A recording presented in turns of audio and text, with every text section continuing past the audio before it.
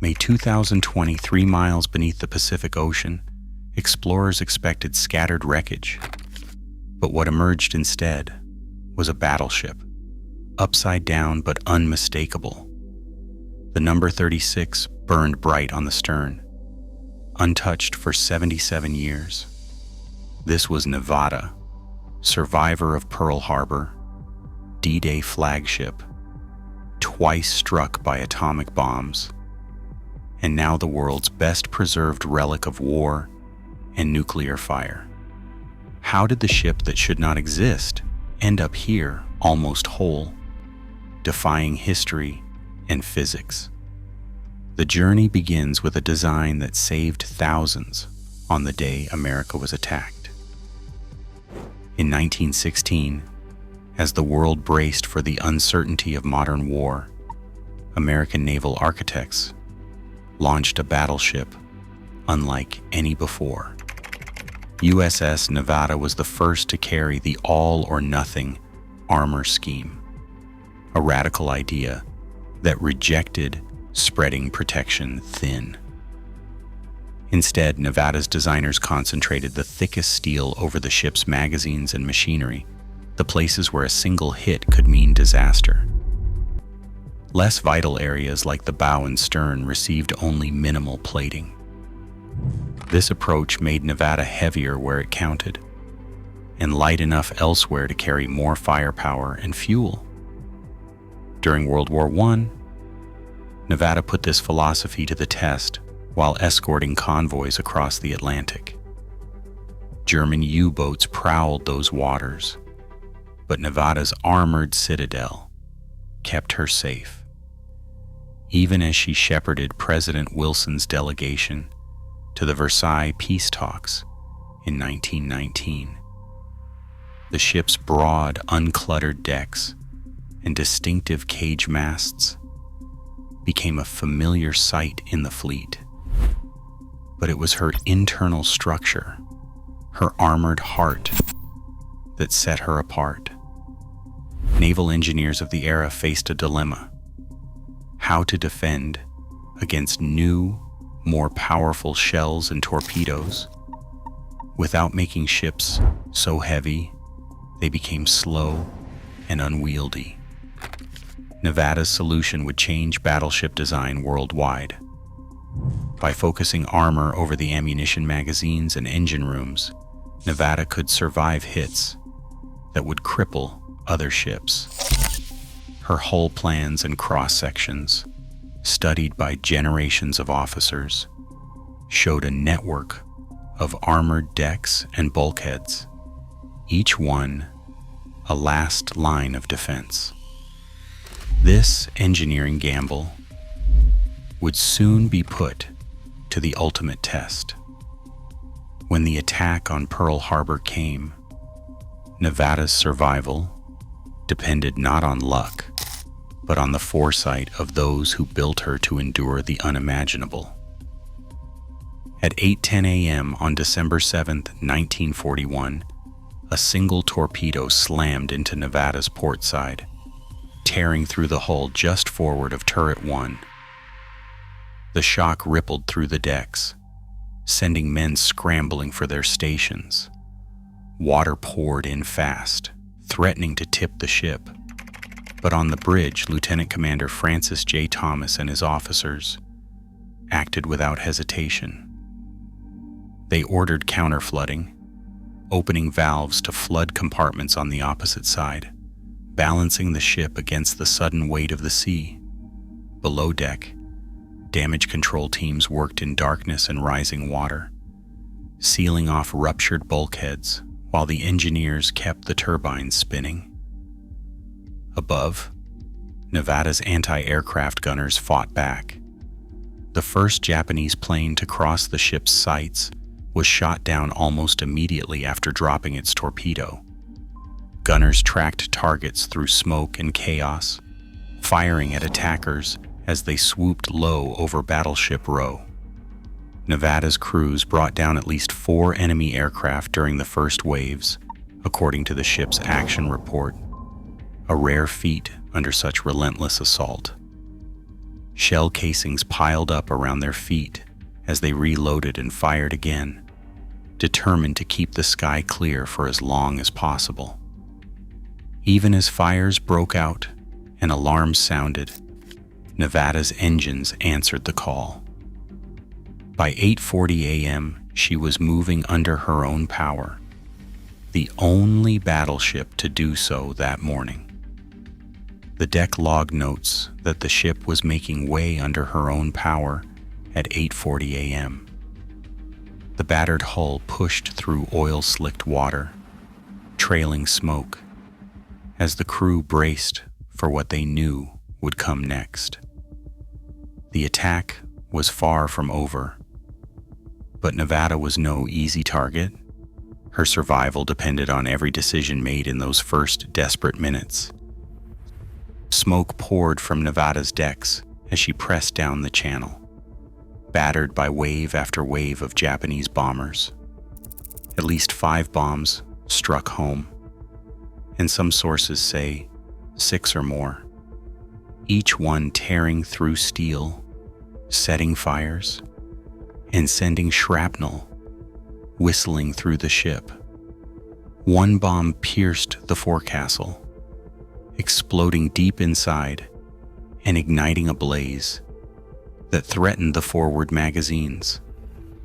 Another slammed near the bridge, scattering command posts and killing crew in an instant. The deck heaved as more bombs found their marks, rupturing bulkheads and flooding compartments already weakened by the earlier torpedo hit.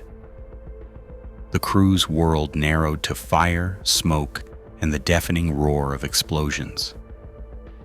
Medical teams dragged the wounded from burning passageways, laying them out on the deck as flames closed in.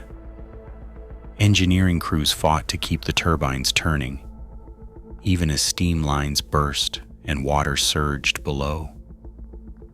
Every minute Nevada remained afloat, she drew more enemy fire, since Japanese pilots understood that sinking her in the channel would bottle up the entire Pacific Fleet. With the ship ablaze and steering sluggish, the captain faced a terrible choice. If Nevada sank in the channel, rescue ships and surviving battleships would be trapped, unable to sortie to open sea. At 10:30 in the morning, the order came to run her aground off Hospital Point. Engines strained as Nevada swung toward the shallows, grinding to a halt in a rising tide of oil and debris. The battered hull settled into the mud, flames licking at the superstructure. 60 sailors had been killed, 109 wounded, some dying as they shielded others from the blasts. Yet by grounding Nevada clear of the channel, her captain and crew kept the harbor open, sparing the Pacific Fleet from disaster. The ship's sacrifice bought time, saved lives, and turned a near-fatal blow into a chance for survival. Teams of naval engineers and civilian welders faced a ship gutted by fire and riddled with bomb and torpedo damage. Over months, they worked in stifling heat and darkness, first sealing ruptured hull plates, then pumping out the oily water that had flooded Nevada's lower decks. The air below was thick with hydrogen sulfide from rotting stores and fuel, forcing workers to wear gas masks and carry canaries as early warning for toxic fumes. Every inch of progress was hard-won, with salvage crews patching holes, reinforcing bulkheads, and rebuilding shattered machinery. The most powerful symbol of Nevada's rebirth came when shipyard cranes lowered 14-inch guns, salvaged from the wreck of USS Arizona, into her turrets. These barrels, once silenced by the flames of December 7th, would now thunder again in battle. Each weld and rivet bound the memory of Pearl Harbor's losses to Nevada's new fighting spirit. By 1943, the battered battleship emerged from Puget Sound Navy Yard fully modernized, her superstructure rebuilt, new radar and fire control systems installed, and the scars of attack transformed into marks of resilience. The ship that had once seemed lost now stood ready to return to war, carrying both the weight of tragedy and the promise of renewed strength. Dawn broke over the English Channel on June 6, 1944, and Nevada took her place as flagship for the Utah Beach Bombardment Group. Orders came fast and clear: silence the German coastal guns, clear the way for the Allied landing force. From her decks, gunnery officers and shore fire directors worked in tight coordination, relaying target corrections by radio and signal lamp. Nevada's main batteries opened fire before sunrise, sending 14-inch shells arching over the horizon. The first salvos landed with thunderous force, tearing apart pillboxes and gun emplacements hidden behind the dunes. For 11 straight days, Nevada's guns hammered inland targets, reaching as far as 17 miles from the shoreline. The ship's fire control teams drilled to near perfection, adjusted for wind, tide, and the shifting positions of Allied troops. Each request from the beach, marked by colored smoke or frantic radio calls, brought a rapid response. Infantrymen advancing through the hedgerows credited Nevada's accurate fire with saving countless lives, knocking out strong points that had stalled earlier attacks. German coastal batteries fought back, zeroing in on the battleship's silhouette.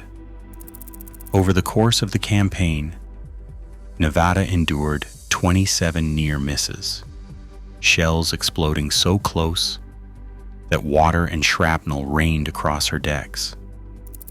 Yet not a single direct hit found its mark. By the time the last gun fell silent, Nevada had fired thousands of rounds, her barrels scorched, and her reputation as a fighting ship secured. The success at Utah Beach would echo across the fleet, setting the standard for naval gunfire in the battles to come. After the thunder of Normandy faded, Nevada steamed back to the Pacific, her decks still scorched, but her resolve unbroken.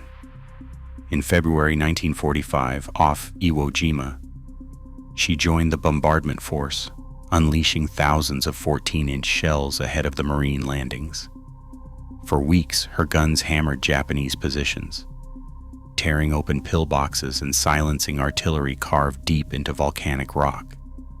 Forward observers called in fire missions day and night, and Nevada's gunnery teams answered every request, sometimes firing for 18 hours straight. Marines advancing on Mount Suribachi credited the battleship's accuracy with breaking the deadlock and clearing the way for the iconic flag raising. But the Pacific War offered no reprieve. At Okinawa, Nevada faced a new kind of threat: kamikaze pilots determined to turn their planes into guided bombs. On March 27, 1945, a kamikaze crashed into her No. 3 turret, detonating fuel and explosives in a flash of heat and twisted steel. 11 sailors were killed, 49 wounded. The turret was wrecked, but damage control teams fought back flames and flooding, keeping the ship in the fight. The battered battleship stayed on station, her guns still firing. Among the fleet, a new nickname took hold. Nevada was the ship that couldn't be sunk. Each scar told the story of a crew that refused to give in, and a vessel that seemed to defy destruction no matter what the enemy threw at her. In 1946, as the world faced the dawn of the atomic age, the Navy assigned USS Nevada a new and unsettling role. Memos from Operation Crossroads planners described her as the ideal test subject, a ship that had survived torpedoes, bombs, and kamikaze strikes, now chosen to face the first peacetime atomic detonations at Bikini Atoll. To make her stand out among the target fleet, crews coated her hull in fluorescent orange paint, a color visible from miles away and unmistakable in the glare of a nuclear blast. For some, this decision felt like a final insult. Letters poured in from Nevada's former crew and naval veterans, questioning why a ship with such a storied past should be sacrificed as a test hulk. The symbolism was impossible to ignore. A survivor of every major battle, now marked for destruction in the name of science and spectacle. On July 1st, 1946, weaponeers at Bikini Atoll prepared a Nagasaki-type plutonium bomb for detonation. The device, packing roughly 23 kilotons of explosive force, was suspended 520 feet above the lagoon, an altitude chosen to maximize the blast's reach across the assembled target fleet. At 0 hour, the bomb ignited in a blinding flash, vaporizing the air and water beneath it. Nevada, painted blaze orange for visibility, took the brunt of the fireball. The shock wave scorched her superstructure and peeled paint from steel, but the hull below the waterline stayed intact. Despite severe burns and twisted metal topside, Nevada remained afloat. The Able test proved that even an atomic airburst, precisely targeted, could not easily sink a battleship built for endurance. The ship's battered silhouette, still upright after the world's most powerful weapon, became the baseline for what would follow. On July 25, 1946, the Baker test delivered an atomic blast beneath the surface at Bikini Atoll, sending a column of water and debris towering into the sky. Nevada, anchored among the target fleet, was hammered by the shockwave and drenched in radioactive fallout. Within hours, radiological monitors recorded dangerous levels of contamination across her decks and deep inside the hull. Cleanup crews, outfitted with primitive protective gear and Geiger counters, attempted to assess the damage, but found the ship too hazardous for safe entry. Reports from the Navy's health and safety teams concluded that Nevada's steel, paint, and even her machinery had absorbed so much radioactivity that no amount of scrubbing could make her safe. For 2 years, the ship sat isolated, untouchable, a floating warning of the unseen dangers unleashed by the atomic age. On July 31st, 1948, the order came to end the USS Nevada's journey. Too radioactive for further use and unfit for preservation, she was towed 65 nautical miles southwest of Pearl Harbor, escorted by a flotilla of Navy vessels. The final exercise was deliberate and methodical, recorded in sinking logs with the precision of a firing squad. Aircraft began the assault, dropping bombs that rocked the battered hull but failed to break her. Destroyers moved in next, launching torpedoes that tore into her sides, sending up columns of spray. The battleship USS Iowa joined the action, her gunners firing heavy shells at close range. For hours, Nevada absorbed everything. Explosions echoed across the empty sea, and steel buckled under the relentless barrage. Even as her decks twisted and compartments flooded, the hull refused to yield. Only after repeated hits from every weapon in the Navy's arsenal did Nevada finally slip beneath the waves, her hull still largely intact. The crews who watched her disappear understood they were witnessing the end of an era. This was a ship that had survived World War, atomic fire, and now, by human hands, was consigned to the deep. 3 miles beneath the Pacific, the silence is broken.